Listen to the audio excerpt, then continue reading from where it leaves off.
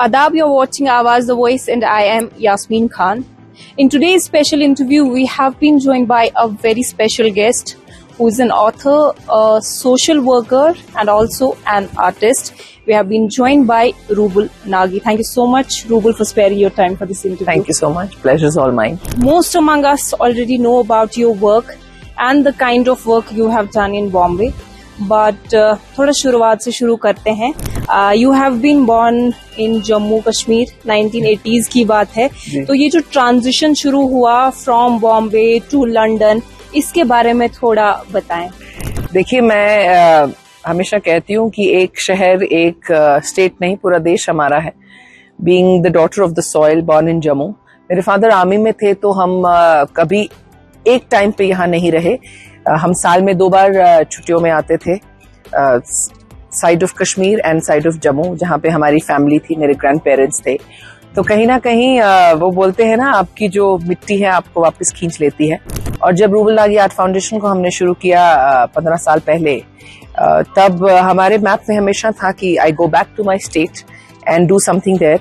And 2013 से 13-14 के बीच में हमने यहाँ पे काम शुरू किया. ड्यूरिंग द फ्लड्स आपने देखा होगा कि रूबल नागी आर्ट फाउंडेशन के वॉलंटियर्स जो कश्मीर के थे, उन्होंने ऐसी ऐसी जगह पे जाके मेडिसिन्स और ग्रोसरीज पहुंचाई जहाँ पे बहुत सारे लोग विद ऑल द फैसिलिटीज भी नहीं पहुंच पाए. तो काम करने का जज्बा हो तो आप सब जगह चले जाते हैं. But I am living in Bombay from last 25 years because my husband is from Maharashtra, Mumbai. और आज तो हमारी जो ऑर्गेनाइजेशन हो देश भर में काम कर रही है. बट यस, शुरुआत हमारी मुंबई के स्लम से हुई. और मुंबई एक ऐसा शहर है जो ओपन आर्म से आई थिंक सबको बहुत वेलकम करता है, एक्सेप्ट करता है. और मेरा मानना है कि जब आप लोगों के लिए कुछ करना चाहते हैं तो उसमें ज्यादा सोच विचार नहीं करना चाहिए.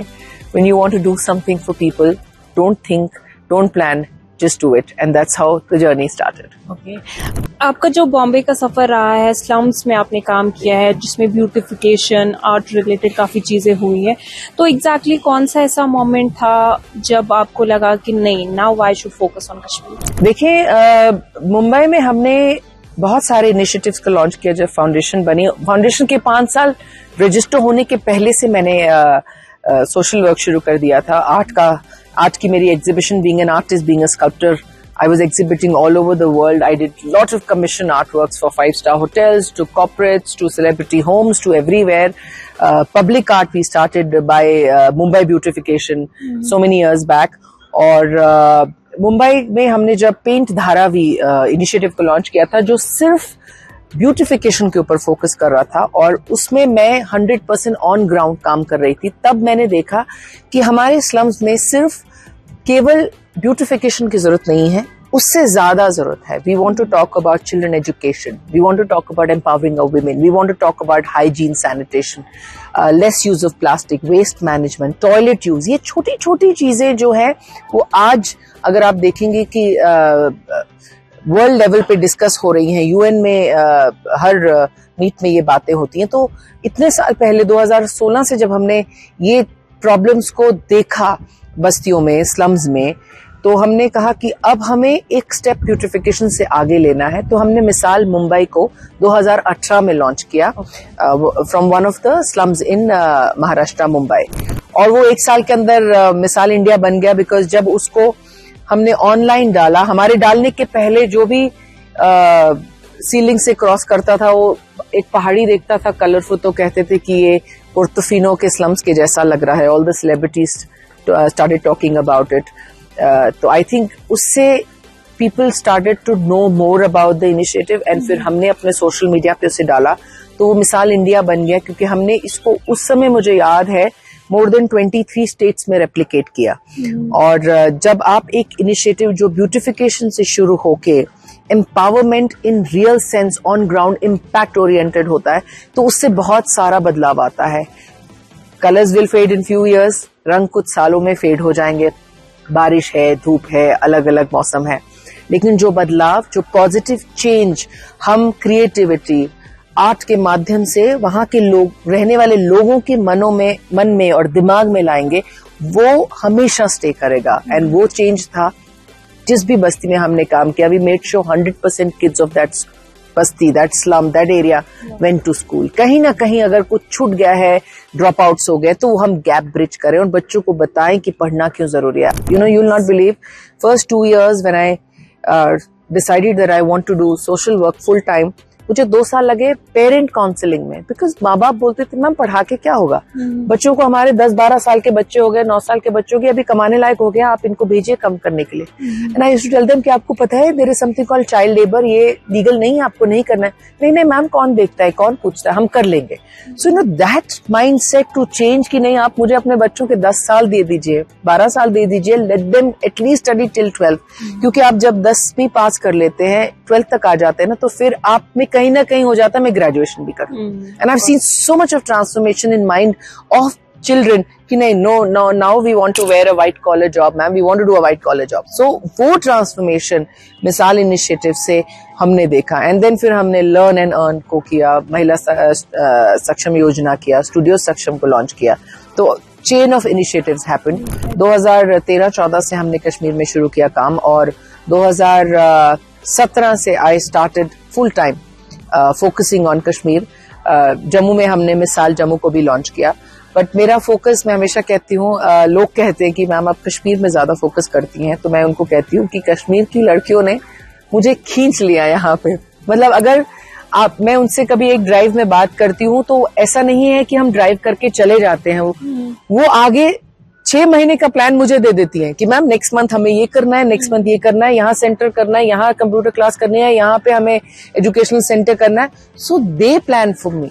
तो मुझे वहीं पे काम करना ज्यादा अच्छा लगता है जहां पे आप जिनके लिए काम कर रहे हैं उनको पॉजिटिव इम्पैक्ट मिल रहा है. आप जैसे दूर दराज इलाकों में, कश्मीर के इलाकों में जाते हैं, तो उनके जो पेरेंट्स हैं, how do they react to such initiatives? Does it take some kind of convincing thing कि नहीं, थोड़ा उनको? वेल, कश्मीर में तो मैं आपको सच में बताऊं, उनको मुझे कन्विंस करना पड़ता है कि मैम और करिए, और मुझे इतना अच्छा लगता है. इसीलिए आज हम इतने बड़े नंबर्स पे कश्मीर में लड़कियों के साथ हमारी टीम बनी हुई है, क्योंकि वो खींच लेती है मुझे. मैम हमें करना है.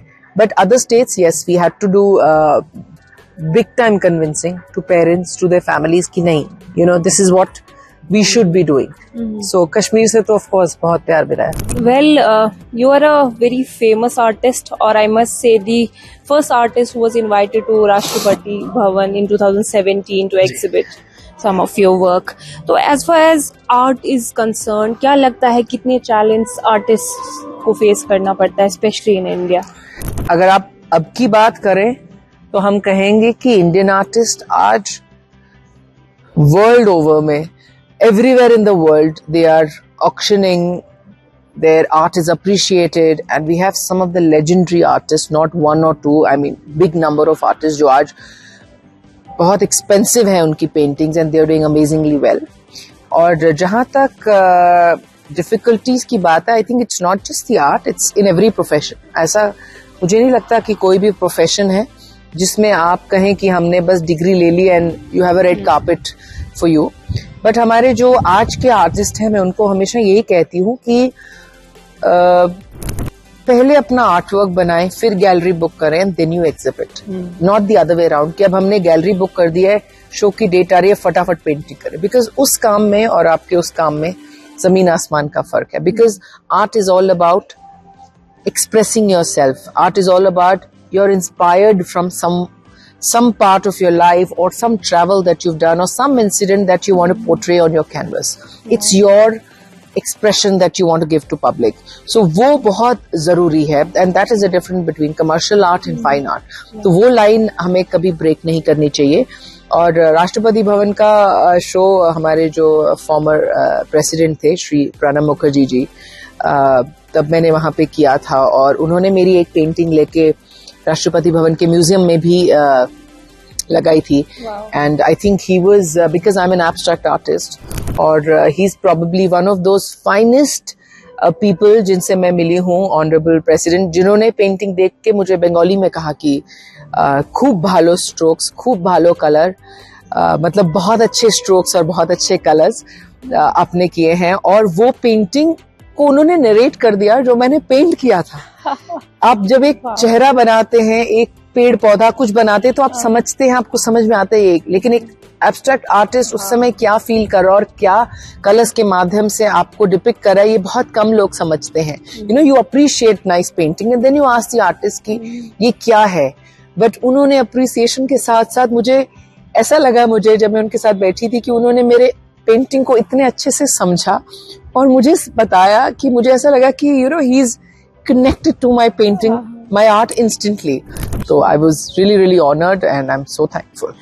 श्रीनगर में जो स्मार्ट सिटी का प्रोजेक्ट था, उसमें आप भी कहीं ना कहीं आपने भी उसमें अपना रोल अदा किया है ब्यूटिफिकेशन को लेके, थोड़ा बहुत वो एक्सपीरियंस शेयर कीजिए। #कश्मीर मैंने 1 साल पहले बना के कश्मीर में भेज दिया था और मेरा मन था कि हम उसको हमारे स्टेट में लगाएं। मेरा था कि हमने और सब स्टेट्स में लगा लिया। Why is Jammu Kashmir lacking behind? यहाँ मेरा हैशटैग कब आएगा? तो वहाँ यहाँ पे ये ऊपर वाले, हम कहते हैं ना कि हम प्लान करते हैं लेकिन कुछ चीजें हमें ऊपर वाले पे छोड़ देनी चाहिए, because he wishes and he wants the best for you. और जब वो लगा तो तब ऐसे टाइम पे लगा कि G20 was round the corner and ऐसी जगह पे लगा which was probably the most prominent space in the city. Jhelum water front यहाँ से बहुत ज्यादा दूर नहीं है। और जितने भी डेलीगेट्स और जितनी भी मीडिया उस समय कश्मीर में आई थी, there were more than 150 delegates I think, and world media was here, national media, everybody was here. सबने अपनी स्टोरीज #कश्मीर से ही पैन आउट की। तो हम क्या मांगे ऊपर वाले से? No, he gives everything. And आज भी अगर आप अभी भी क्रॉस करेंगे तो somebody will be taking selfie there। उसके बाद फिर हमने #Srinagar, #Dal lake, #polo view, #Jammu, #Gandhinagar, #go green Jammu में भी किए और कश्मीर में भी किए। And I look forward to doing not just hashtags but lot of outdoor public art works in Kashmir. और ये इतने साल पहले जब मैंने ये कॉन्सेप्ट कश्मीर में प्रपोज किया था, ये कह के किया था कि ऑलरेडी हेवन ऑन अर्थ हम कश्मीर को कहते हैं, already it is so beautiful. इसमें अगर हम इंटरनेशनल स्टैंडर्ड्स के अच्छे कुछ स्कल्पचर्स आउटडोर स्पेसेस पे लेके आए तो it enhances all the areas, not just tourism but also the city. You know, the aesthetic sense becomes nicer. People take selfie. आप जब selfie लेते हैं और आप hashtag में जब selfie लेते हैं तो it's not just a piece of art, it is the name of your city, your state. तो और उसको जब आप पोस्ट करते हैं तो वो हैशटैग दुनिया भर में चला जाता है। और पीछे लोग क्या पढ़ रहे हैं? कश्मीर। पीछे लोग क्या पढ़ रहे हैं? जम्मू। तो आपको बताने की जरूरत नहीं पड़ती है ये क्या है, दे कैन रीड। सो कहीं ना कहीं ये अल्फाबेट्स जो हैं वो +1 का एक आउटडोर पब्लिक आर्ट में to spread a positive message काम करते हैं। And I think it was a very successful thing and that's how एक से इतने सारे हमने जम्मू कश्मीर में कर लिए। मुंबई की अगर हम बात करें, बहुत ही फास्ट लाइफ है वहाँ पे। बट वहाँ पे एक जगह है बांद्रा में, जाफर बाबा कॉलोनी, वहाँ पे आपने बहुत काम किया है। तो मैं आपसे जानना चाहूंगी, आप चूंकि फर्स्ट हैंड आपने मतलब ग्राउंड पे काम किया है, और जाफर बाबा कॉलोनी एक ऐसा एरिया है जहाँ पे मुस्लिम्स की पॉपुलेशन बहुत ज्यादा है, इट्स मोर लाइक ए गेटो। तो कौन से ऐसे चैलेंज है जो मुस्लिम विमेन फेस करती है वहाँ पे? जाफर बाबा वाज द फर्स्ट स्लम जहां से हमने मिसाल मुंबई को लॉन्च किया था, जो बांद्रा बैंडस्टैंड में है। एंड यही स्लम है जिसकी मैं बात कर रही थी, जो सीलिंग से दिखता है। आज तो खैर वहां बड़ी बिल्डिंग्स बन रही हैं और जो लोग वहां रहते थे, जिनको घरों में टॉयलेट्स भी नहीं था, आज उनको अपार्टमेंट्स मिल रहे हैं with toilets in the house. So वो challenging situation, god is kind and government is kind कि उनको उससे वो निकल गए हैं। मैंने जब भी काम किया है, मैंने ऑनेस्टली हमेशा ह्यूमैनिटी को पहले रखा है। मैंने ये नहीं देखा, मैं ना किसी से पूछती हूँ आप कौन से रिलीजन के हैं और किस भगवान को पूछते हैं। For me they are Indians, for me they are my brothers and sisters, my kids, और हमें एक साथ मिलके काम करना है। अगर हमारे सिटीजन्स आगे बढ़ेंगे तो हमारा देश आगे बढ़ेगा। जब हमारे में एक जज्बा है, सबसे पहले हमें प्यार करना है अपने देश को, उसके बाद एवरीथिंग एल्स कम। मैं हर इंटरव्यू में बोलती हूँ, जब आप देश को प्यार करेंगे तो देश आपको 2 फोल्ड में और आगे जाके रिटर्न देगा। तो व्हाई नॉट? तो you know, it kind of inspired everyone. And कुछ मुस्लिम हाउस होल्ड्स थे जिनमें से उन्होंने आके हमें कहा कि मैम, हमारे घर में जब आप कलर करेंगे तो केवल ग्रीन मत करिए, बिकॉज वी डोंट वांट कि ये हमारे से Symbolic रिलेटेड हो जाए, सिंबॉलिक हो जाए. आप इसमें ऑरेंज भी स्ट्राइप डालिए, इसमें व्हाइट भी डालिए, इसमें ब्लू भी डालिए. Make it the way your Misaal model is like a rainbow colour.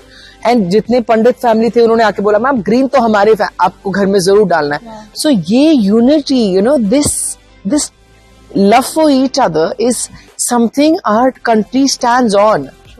हम वो फनाटिक कंट्रीज में से नहीं हैं जो एक ही रिलीजन को आगे लाना चाहता है. हमारे देश में जो पैदा हो गया वो भले क्रिश्चियन है, हिंदू है, सिख है, मुस्लिम है, बुद्धिस्ट है, जो जैन है, जो भी है वो पहले लिखता है इंडियन.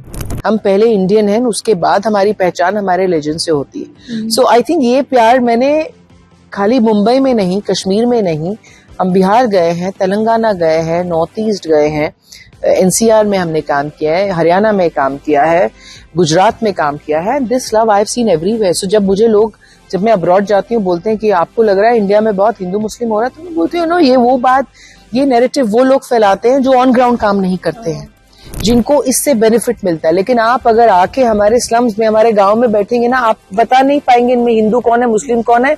चलो सिख तो दिख जाते हैं पगड़ी से, और क्रिश्चियन कौन है. जब वो बात करेंगे तो इंशाअल्लाह भगवान की कृपा से जब आप ये बोलते हैं तो पता चलता है आप कौन से भगवान को पूछते हैं. Otherwise we are all one. And I think that is the focus we all need to keep in our country and not get influenced by what others say. Okay, तो आपकी बुक के बारे में थोड़ा बात करते हैं, the slum queen. What motivated you to pen down these narratives and क्या क्या चीजें इस बुक में है? ये book actually was born during the covid first lockdown. Being a frontline worker, हम तो ऑन ग्राउंड काम कर रहे थे, डिस्ट्रीब्यूशंस थी, देन हमें मेक श्योर करना था कि हमारे स्लम्स में ये ना फैले. तो हमने बहुत सारे मेजर्स उसके लिए लिए. तो लिखती तो मैं बहुत टाइम से ही हूँ, बट मैंने कभी नहीं सोचा था कि वो एक किताब बन के आ जाएगी. I pen down my day's experience, my week's experience, things that I do in a month, because as you grow older, बहुत सारी चीजें भूल जाती हैं, लेकिन फोटोग्राफ्स आप लेते हैं या लिखते हैं तो that remains with you forever. तो तब in fact credit goes to my husband, because he said आपने जो रूबल इतना सब लिखा है, आपको लगता है आपको बुक बना देनी चाहिए. I looked at him, I said you really think I should print a book? He said हाँ, क्यों नहीं, the initiatives and drives that you doing, because so many youth, college students, university students हमेशा पूछते थे ma'am ये एक case study है, मिसाल इनिशिएटिव, तो आप क्यों नहीं इसको एक थीसिस की तरह या एक किताब की तरह बना के हमें देते, so that we can get inspired and you know replicate if we want to take this as a profession in future.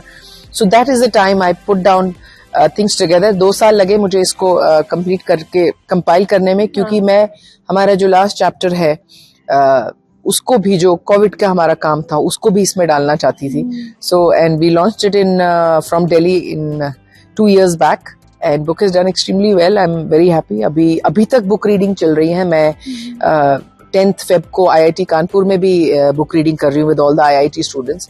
So I'm very thankful and glad. And this book not just talks about Rubal Nagi, because it's not a biography, but it is about how social work and how patience, love and creativity can bring such enormous change in such a big scale. जो आपका जो bond है वो और strong हो जाता है.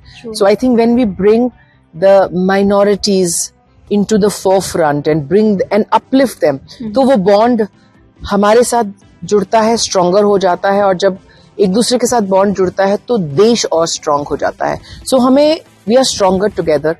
हमें इक्वालिटी और एक साथ काम करके आगे बढ़ना है, किसी से आगे पीछे नहीं रहना. There is no competition here.